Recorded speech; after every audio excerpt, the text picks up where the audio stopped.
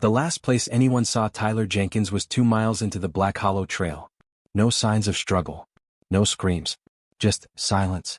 17 days later he stumbled out of those woods barefoot, bleeding, and without his eyes. He wouldn't say a word. Or maybe he couldn't. Tyler Jenkins wasn't the type to make waves. He worked as a graphic designer from home, lived in a modest apartment on the edge of town, and spent most of his time quietly. No enemies, no debts, no drama. To those who knew him, Tyler was just there, reliable, forgettable. That's why when he told his roommate, Dan, that he was going on a solo hike on the morning of June 3rd, no one thought twice. He'd done it before. The Black Hollow Trail was his escape, a 9-mile loop through dense woods and steep ridgelines, quiet and mostly avoided by tourists. Locals called it cursed. Tyler said it gave him peace. At 9:13 a.m. he locked the front door. At 9:27, a trail cam caught him entering the woods. Blue hoodie, khaki backpack, headphones around his neck.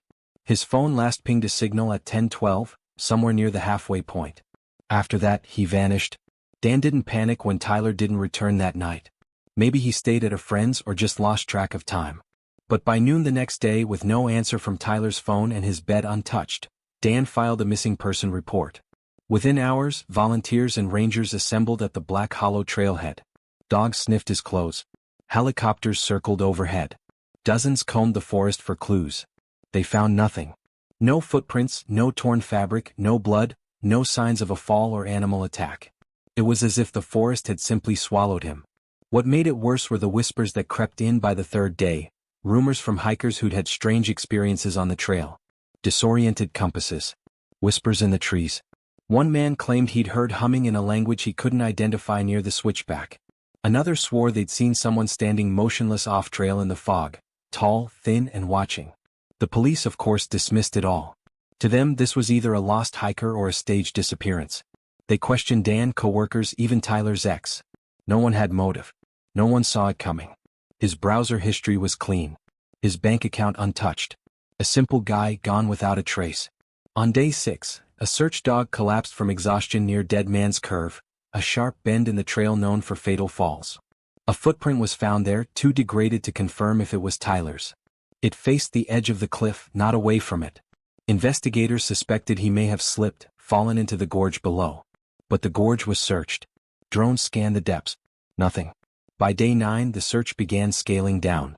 Volunteers returned home. Police reduced personnel. Even Dan started losing hope. He left Tyler's favorite hoodie draped over the porch railing, a quiet goodbye. Then came day 13. A hiker named Emily Warner, an amateur photographer, submitted a photo she'd taken 4 days earlier for review. It was a blurry shot of fog between the trees, meant to capture light shafts breaking through the canopy. But off to the side, almost obscured, was a figure. It looked like Tyler, same hoodie, same height, standing completely still, slightly turned just enough that his face was off. Not just blurry. Unreadable. Like something had smudged it. Investigators dismissed it as coincidence. Just shadows and pareidolia. Still, they resumed searching the surrounding area. 2 more days passed. Then 4. 17 days after Tyler went missing, just past midnight, a driver on Route 19 slammed the brakes near the forest's edge. A man had staggered out of the tree line, bloodied, barefoot, arms outstretched. It was Tyler. But something was horribly wrong. He wasn't screaming. He wasn't asking for help. He wasn't saying anything at all. His face was pale, lips dry and cracked. His hoodie was torn. His arms were scratched raw. And where his eyes should have been, there were just dark, cavernous holes. Clean, symmetrical, as if surgically removed. The driver called 911 shaking. By the time EMTs arrived, Tyler had collapsed on the road, barely breathing. They rushed him to the hospital. Doctors couldn't make sense of it. He had no head trauma. No memory loss that they could detect. No signs of infection. The eye sockets were cauterized, not ragged. He should have been screaming in pain. But he wasn't. He just stared into nothing. When Dan came to the hospital, Tyler didn't respond to his voice. He didn't cry. Didn't move. But the heart monitor spiked when someone mentioned the woods. Nurses began noticing strange reactions. When the hospital TV played static, when fluorescent lights flickered, when someone whistled low and slow. Tyler would flinch. Sometimes tremble. Once, he curled into the corner of the bed and began to hum. The tune didn't match any known melody. It was slow, rhythmic, almost ritualistic. The police returned to Black Hollow with cadaver dogs and heat-sensing drones, but the forest refused to give up its secrets. Nothing new was found. Except for one thing, a fresh carving on a tree near Dead Man's Curve. 3 circles arranged in a triangle. It hadn't been there before. No one saw who made it. No one claimed it. But it looked old, weathered, like it had always been there. And just waited. Tyler never spoke a word. And no one could explain where he had been, or what had taken his eyes. They called it a miracle. The boy who vanished without a trace had returned from the forest, alive. But what stumbled out of the trees in the dead of night wasn't the same Tyler Jenkins who'd gone in 17 days earlier. The man who emerged was broken, bloody, and eerily quiet. He walked barefoot down the shoulder of Route 19, his head tilted slightly upward, his arms out in front of him like he was trying to feel the air. His hoodie hung off his body like wet paper. His skin was pale and sunken. His lips moved but no sound came out. The driver who found him said it was like seeing a ghost. He pulled over, shouting to see if the man needed help. Tyler didn't respond. He just kept walking blindly until he collapsed on the asphalt. The 911 call was nearly incoherent. The man was panicked, breathless, trying to describe what he was seeing. "He's not okay. He doesn't have eyes. Jesus Christ, his eyes are gone," was all the dispatcher could make out before the call dropped into static. When emergency responders arrived, Tyler was still breathing but barely. He was severely dehydrated, covered in lacerations, and weighed nearly 30 pounds less than when he disappeared. But what shocked everyone wasn't the weight loss or the blood or the filth. It was his face.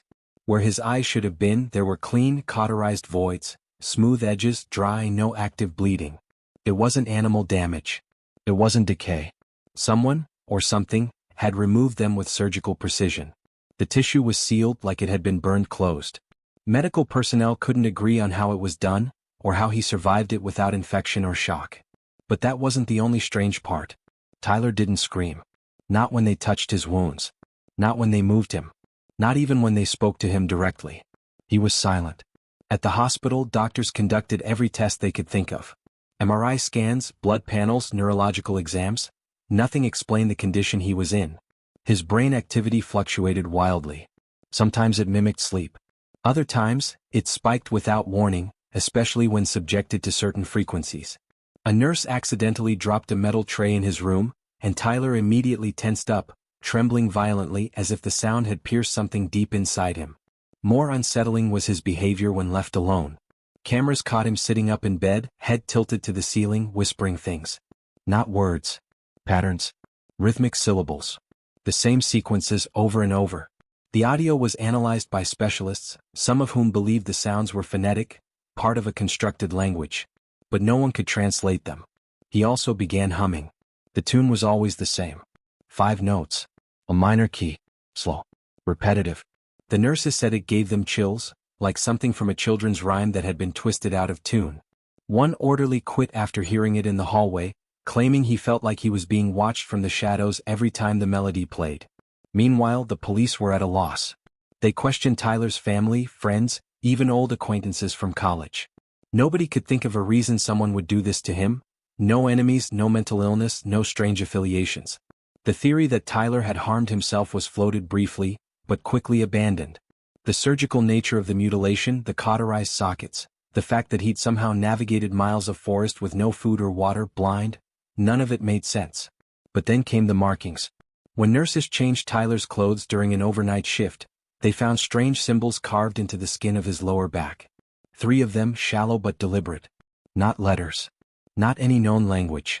They were geometric, circles within circles, sharp lines connecting them in odd, symmetrical patterns. A specialist in symbology was brought in. He said they looked vaguely ritualistic, like something from pre-linguistic civilizations. But older. Much older. And oddly precise. They checked his medical records. The markings hadn't been there before the incident. And they weren't recent wounds. The skin had already healed over them. Then something even more unsettling happened. A hospital maintenance worker reported lights flickering near Tyler's room, only his. The security cameras, which were set to record 24/7, began glitching at random intervals, skipping ahead exactly 17 seconds each time. Always 17. The same number of days Tyler had been missing. At first, the staff thought it was coincidence. Then a doctor monitoring his heart rate during a routine check-in mentioned the forest aloud, casually to another nurse saying, How does someone survive 17 days out there? The moment the word forest was spoken, Tyler sat upright in his bed, fast and stiff, like a puppet yanked by invisible strings. His mouth opened, and he screamed. Not a cry. Not a human scream. It was layered, distorted, like a dozen voices collapsing into one, metallic and raw. It lasted only 3 seconds. Then he collapsed, unconscious. That was the last time he reacted to anything. After that, Tyler went completely still. No more movement. No more humming. No response to sound or touch. Just shallow breaths, slow and mechanical. The doctors couldn't explain it. Psychologists suggested catatonia. But none had seen anything like it. All they could do was monitor and wait. Outside the hospital, word spread. Locals whispered again about the trail. About old stories, people seeing faceless figures in the fog, hearing voices that didn't belong to anyone. About symbols carved into trees that vanished the next day. And about people who returned, different. No one knew what had happened to Tyler Jenkins. But they were starting to believe he hadn't been alone out there. By the time the hospital released its final statement, Tyler Jenkins had been officially categorized as nonverbal and in a prolonged dissociative state. The media lost interest. The police had no suspects. The town moved on slowly. But Dan didn't. Tyler's roommate had visited him every week, sitting in that pale hospital room, talking to a man who never answered. He brought books, old playlists, even Tyler's sketchpad. Nothing stirred him. No blink, no twitch. Just breathing, slow and steady. But Dan couldn't shake the feeling that something was still inside him. Something watching even without eyes. 3 weeks after Tyler's return, Dan received a box. It was dropped on his doorstep, unmarked, wrapped in brown paper. Inside was a leather-bound journal, cracked, weathered, and unmistakably Tyler's. It had been missing since the day he vanished. Dan had assumed he took it on the hike. But the pages told a different story. Most entries were mundane. Notes on freelance projects, half-formed doodles, reminders to call his mom. But the entries from the week leading up to the hike grew strange. Disjointed. Repetitive. It's watching from behind the trees, one line read. Another page simply said, dreamed of the circles again. Can't wake up right. Near the end, a full page was filled with symbols, the same ones carved into Tyler's back. The final entry, dated the morning he left, read. I have to see if it's real. I think it's calling me. If I don't come back, don't look for me. Dan turned the journal over, half expecting it to be a joke. But the handwriting was Tyler's. The fear in the words felt real. Too real. He brought it to the police, hoping it would reignite the investigation. It didn't. The report was updated. No further action. The forest, they said, had no evidence of any criminal activity. It was a tragic case but not a crime. Dan wasn't satisfied.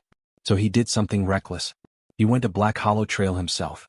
He took a flashlight, a knife, and Tyler's journal. He marked the time, 9:27 a.m., the exact time Tyler entered the trail. The trees swallowed him fast. Light faded quicker than it should have. The deeper he walked, the quieter the forest became. No birds. No insects. Just the sound of his boots and breath. He reached Dead Man's Curve just before noon. That's when he saw it, carved into the bark of a gnarled oak tree. 3 circles. Triangle pattern. Exactly like Tyler's back. But this time something was different. A 4th shape had been added beneath them, a vertical slit. Simple but unmistakable. An eye. Or rather, the absence of one. Dan snapped a photo. But when he checked his phone, the image was corrupted. Static and blur. He tried again. Same result. The battery, fully charged an hour before, dropped to 2%. Then the compass app froze. The screen flickered. He turned to leave, but the path behind him looked wrong. Twisted. Shorter trees. No moss. Like it had reshaped itself. Dan ran. He didn't stop until he saw the sun through the canopy. He burst out of the trail an hour later, breathless, pale, and shaking. That night he deleted the photo. And he didn't go back. Others weren't so lucky. In the following months, 3 more disappearances were reported, all near Black Hollow. A hiker. A teenage boy. A photographer. Each vanished without a trace. 2 weeks later, a local news station aired a special about the Hollow Curse. It was sensationalist, speculative, until they interviewed an elderly woman named Marianne Heller. She lived alone in a cabin near the edge of the woods. Said she'd been there 42 years. Said she'd seen things. The air, she claimed, changed in that forest every 17 years. She called it a turning. Birds flew away. Deer vanished. And sometimes, people walked in and came back wrong. She described symbols. Humming. And a figure, always faceless, always watching. She said it waited always for someone to answer the call. And when they did, they were never the same again. A day after the interview aired, her cabin burned to the ground. Investigators ruled it an accident. But her neighbors said they saw lights in the trees the night before, not fire. Something else. Moving in patterns. Tyler remained in the hospital. Unchanged. Silent. Until one night, a nurse reported hearing a sound in his room, humming. The same melody. But it wasn't coming from Tyler. It was coming from the intercom, which wasn't connected to any feed. The sound lasted 17 seconds. Security footage showed no one near the control panel. And Tyler, for the first time in weeks, turned his head toward the door. Just slightly. Just enough. That same night, another symbol appeared on the hospital ceiling above his bed. Drawn in some kind of soot. No one saw who did it. No prints. No cameras. The shape? 4 circles. Forming a diamond. And beneath them, a hollow smile.